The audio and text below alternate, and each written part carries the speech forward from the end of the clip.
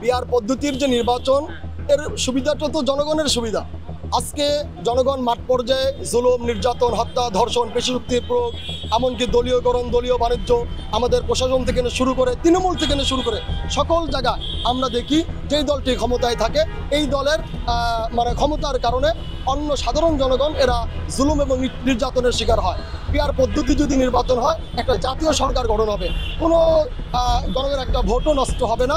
যখন জনগণের প্রত্যেকটা ভোটের প্রতিনিধি ক্ষমতায় থাকবে, তখন আর এলাকা ভিত্তিক যে পেশিশক্তির প্রয়োগটা এটা কমে আসবে। কারণ এলাকা ভিত্তিক তখন আর কেউ আধিপত্য বিস্তারের চেষ্টা করবে না, কারণ ভোট তো হবে প্রতীকে। তখন তার ব্যক্তি বিশেষ কারো ভোট হবে না, ভোট হবে প্রতীকে। আর আরেকটা যেটা বিষয়, যে পিআর পদ্ধতিতে নির্বাচন হলে আপনার দেশের জনগণের যে অধিকার সেটা বাস্তবায়ন হবে এবং সংসদে একক আধিপত্য এটা কোনো দলেরই থাকবে না। জনগণ পিআর পদ্ধতি নির্বাচনে তখন আর কোনো আসন কেন্দ্রিক ব্যক্তি বা প্রার্থী থাকবে না, তখন গোটা বাংলাদেশে প্রতীক থাকবে। যেমন বিএনপি ধানের শীষ প্রতীক দিবে, ইসলামী আন্দোলন বাংলাদেশ আমরা হাত পাকা প্রতীক দিব, জামাত ইসলামী দাঁড়িপাল্লা দিবেন, অন্যান্য দলগুলো তাদের নিজস্ব প্রতীকগুলো দিবে।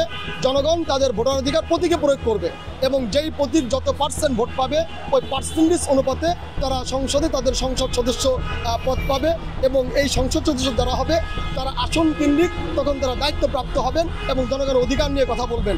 এক্ষেত্রে সবচেয়ে যেটা বড় বিষয়, উদাহরণত যদি ইসলামী আন্দোলন আমরা বাংলাদেশের জনগণের 30% ভোট আমরা পাই, আমরা সংসদে আমরা এই অনুপাতে আমরা প্রার্থী দিব, এক্ষেত্রে আমাদের দলীয় ফোরাম থেকে যারা নাকি সবচেয়ে যোগ্য এবং দক্ষ তাদেরকে আমাদের দল সংসদে পাঠাবে। কোনো দুর্নীতিবাজ, অন্যায়কারী, জুলুমকারী এদেরকে সংসদে দিবে না। কারণ যদি কোনো রাজনৈতিক দল অন্যায়কারী বা জুলুমকারীকে সংসদে দেয় এবং তাদের দলীয় লোকজন সংসদে গিয়ে যদি আপনার অন্যায় করে অবিচার করে, দলের ভাবমূর্তি ক্ষুণ্ণ হবে, এর পরের টার্মে ওই দলের ভোট তলানিতে চলে যাবে। এই জন্য প্রত্যেকটা রাজনৈতিক দল থেকে যোগ্যতম লোকগুলাই সংসদে যাবে। আর সংসদের যারা আইন প্রণেতা হবেন এরা তখন রাষ্ট্রীয় বিষয়ে তারা বড় বড় সিদ্ধান্ত গ্রহণ করবেন। আর স্থানীয় পর্যায়ে স্থানীয় সরকার উন্নয়নমূলক কাজ করবে, স্থানীয় সরকারও মজবুত হবে, রাষ্ট্রীয় কাঠামো শক্তিশালী হবে। বহির্বিশ্বের সাথে আমাদের লেনদেন যে ট্রান্সপোর্ট আছে এটাও অনেকটা আসান হয়ে যাবে।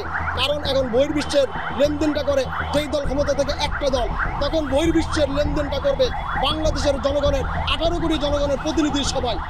তখন বাংলাদেশের সংসদটাও জাতীয় পরিষদের সংসদ হবে, আমরা আন্তর্জাতিক বিশ্ব মাথা উঁচু করে দাঁড়াতে পারবো।